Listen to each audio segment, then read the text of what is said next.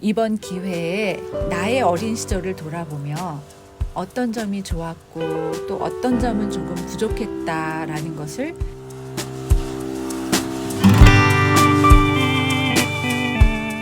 맘스테이블 제3강 당신은 어떤 엄마인가? 지금까지는 우리가 네이처, 즉 선천적으로 타고난 성향들을 파악했다면 오늘은 인간됨의 또 다른 요소인 nurture, 즉 양육 방식에 대한 공부를 해보려고 합니다. 내가 어떤 사람인지를 파악했다면 이제는 내가 어떤 엄마인지를 파악하는 시간이죠.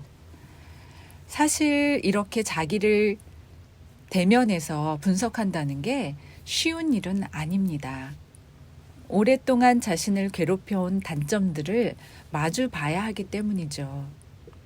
사실 이런 공부를 하면 힘들어 하시는 분들이 덜어 있어요.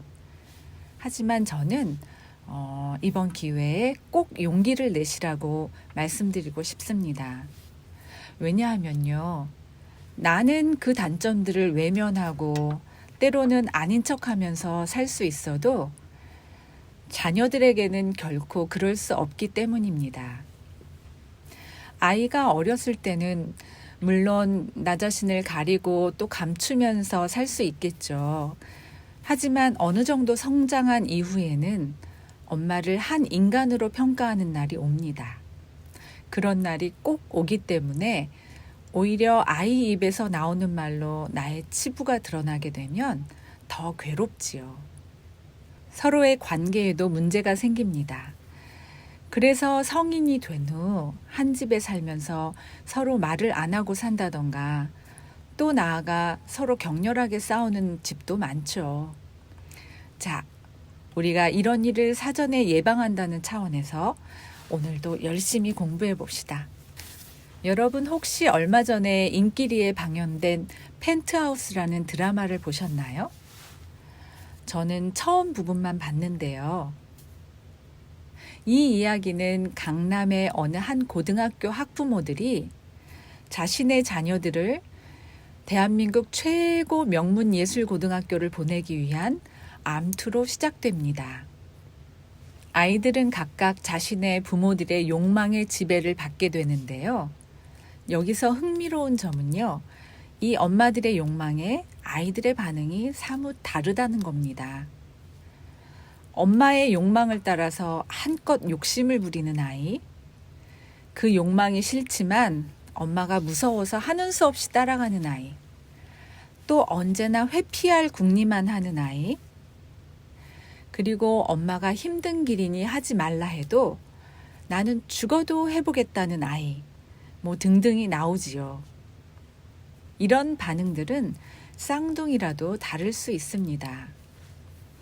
엄마의 양육 방식을 그대로 따르는 순응을 했느냐, 아님 그게 너무 싫어서 반대로 튕겨져 나가는 충돌을 했느냐로 나뉩니다.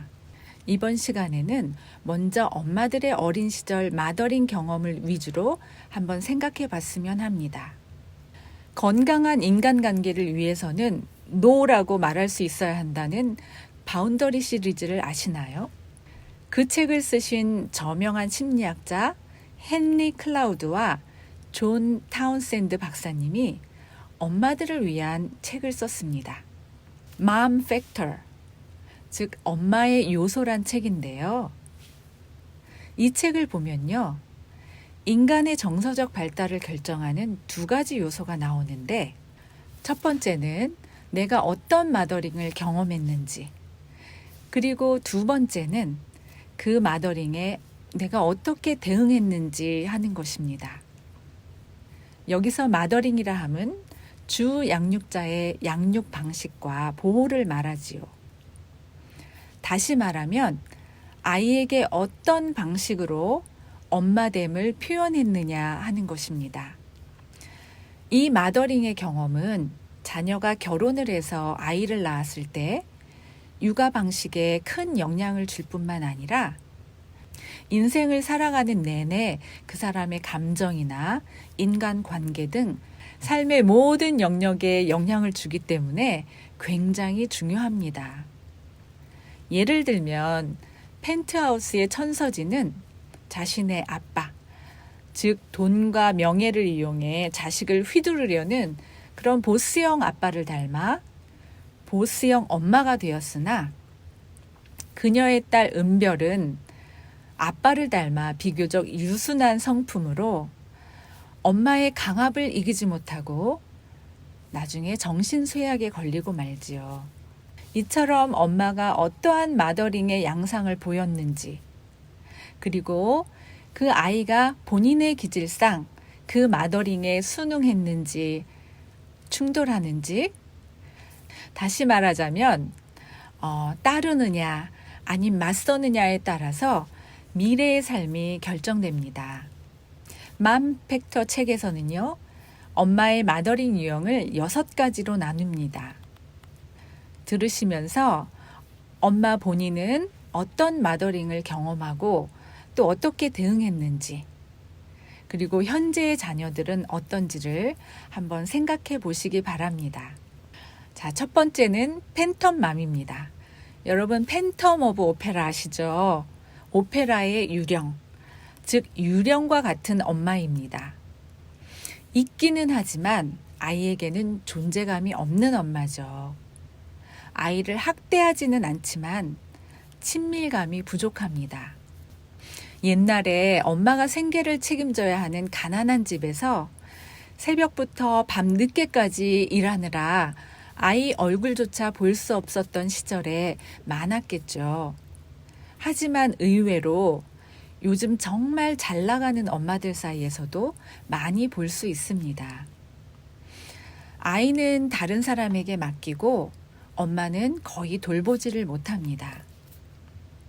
제 주위에도 엄마는 잘 나가는 로펌 변호사인데 아이는 정작 엄마 얼굴을 잘 보지 못하고 살아가는 그런 안타까운 집이 있더라고요.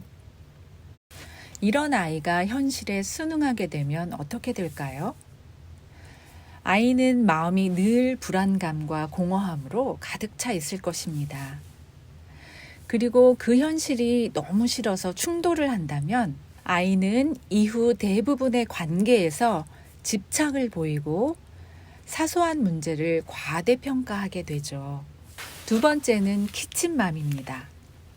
키친맘은 아이들의 의식주를 잘 챙겨주긴 합니다. 그러나 자녀의 관심사나 다양한 활동에 대해서는 관심을 두지 않습니다. 생존을 위한 기본은 잘 제공해 주지만 마음을 터놓고 이야기하는 깊은 대화는 없는 편이지요. 아이가 여기에 순응한다면 어떨까요? 그저 챙겨주는 것에 익숙해져 의지박약이 될 수 있고 또 매사에 어떻게 되겠지라고 생각하는 안일주의에 빠지게 됩니다. 만일 충돌을 한다면 그때그때 본인이 필요한 게 빨리 채워지지 않으면 벌컥 화를 내는 그런 절제력이 부족한 사람이 되거나 무책임한 삶을 살 수 있죠. 뉴스를 보면 가끔 헌신적으로 잘 챙겨준 엄마에게 폭력을 휘두르는 자녀들을 볼 수 있잖아요. 세 번째는 매니저맘입니다. 아이들에게 필요한 것을 알아서 딱딱 준비해주는 엄마죠.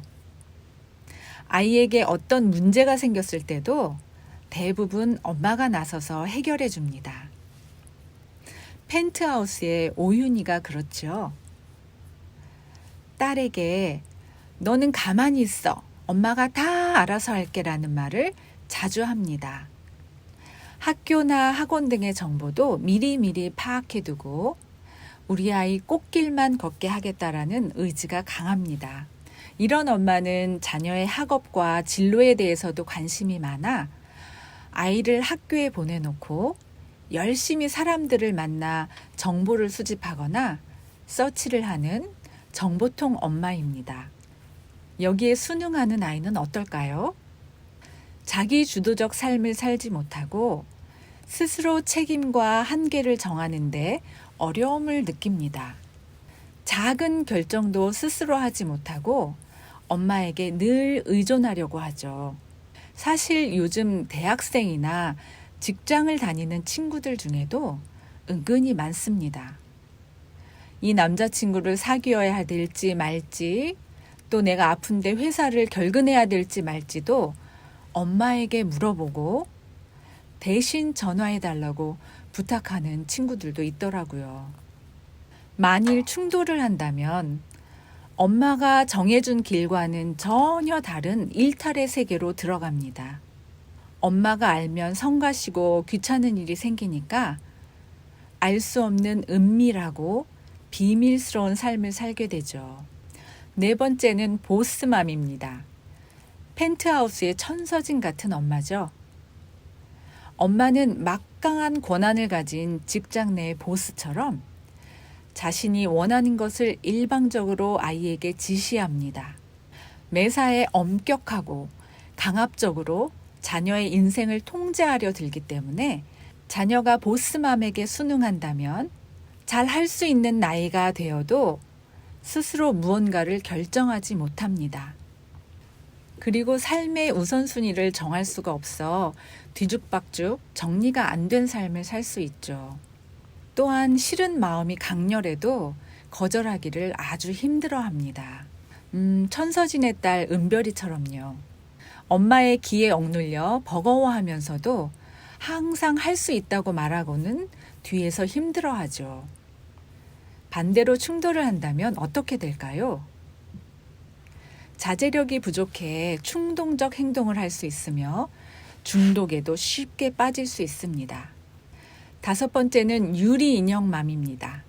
이름처럼 마음이 연약해서 쉽게 상처받는 유리멘탈 엄마지요. 자녀의 사소한 말도 민감하게 과민 반응하고 조금만 화를 내도 움츠러드는 엄마입니다.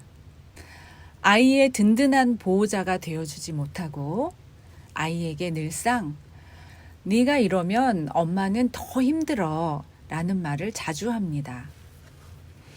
이런 엄마 밑에서 순응한 아이는 이성적 판단이 점점 약화됩니다. 그때그때 상황에 대한 적절한 판단을 하기에 앞서 엄마가 자기 때문에 어떻게 될까봐 걱정하며 우울해지고 소심해져서 늘 불안과 긴장 속에 살게 됩니다. 반대로 충돌하는 아이는요, 아예 엄마에 대한 생각을 지워냅니다. 엄마의 말을 무시하고 공감을 안 하려고 하죠. 마지막으로 여섯 번째는 트로피맘입니다. 자녀를 통해 자신이 드러나고 자랑스럽게 되길 바라는 엄마죠. 이를 위해 엄마는 아이에게 어떤 목표를 설정해주고 어떻게든 거기에 도달하기를 원합니다. 그 과정에서 엄마 뜻대로 잘하면 엄청 칭찬을 해주지만 잘 따라오지 못하면 비난과 회피, 즉 너 이러면 엄마는 너랑 같이 살 수가 없어 라고 말하거나 이렇게 잘 안 된 데에는 다 이유가 너에게 있다라고 정죄를 합니다. 아이를 전 인격적으로 받아들이지 않고 엄마가 원하는 걸 해내야 칭찬과 인정을 해주죠. 이런 엄마에게 순응을 하는 자녀는 어떨까요? 엄마의 눈치를 쉴 새 없이 보며 문제가 생겼을 때 합리적으로 풀려는 생각보다는 지금 엄마가 무엇을 원할까에만 관심을 두게 되죠. 어른이 되어도 자아가 형성되지 않고 엄마의 인형처럼 살 수 있습니다. 일명 어른아이가 되죠. 만일 충돌을 한다면 평소에는 조용하지만 본인 마음에 안 들면 갑자기 욱하고 소리치며 대들거나 심하면 자해 협박도 일삼는 걸 볼 수 있습니다. 지금까지 엄마의 양육 방식에 대해 이야기해 봤는데요. 어떠신가요? 여러분은 엄마의 어떤 양육 방식 가운데 자라셨나요? 사실 우리가 어렸을 때만 해도 우리나라가 어려운 시절이었기 때문에 부모가 정말 의식주만 잘 해결해 주어도 훌륭한 부모지요. 지금 그냥 우리가 잘 살아있다는 것만 해도 부모님께 고마워해야 합니다. 그렇지만 지금의 우리 아이들은 다르죠. 이번 기회에 나의 어린 시절을 돌아보며 어떤 점이 좋았고 또 어떤 점은 조금 부족했다라는 것을 한번 생각해 보셨으면 좋겠습니다. 그래서 다음 시간에는 우리 아이들에게 한번 적용해 볼까 해요. 이번 주에는 힘드시더라도 어린 시절의 나와 그리고 또 나의 엄마를 만났으면 합니다. 나의 엄마는 어떤 양육 방식으로 나를 기르셨는지, 그에 대해 나는 순응했는지 충돌했는지 한 번은 정리하시고 가는 게 좋습니다. 그게 이번 주 숙제예요. 숙제하시고 질문과 나눔 시간 갖겠습니다. 자, 그럼 목요일에 만나요.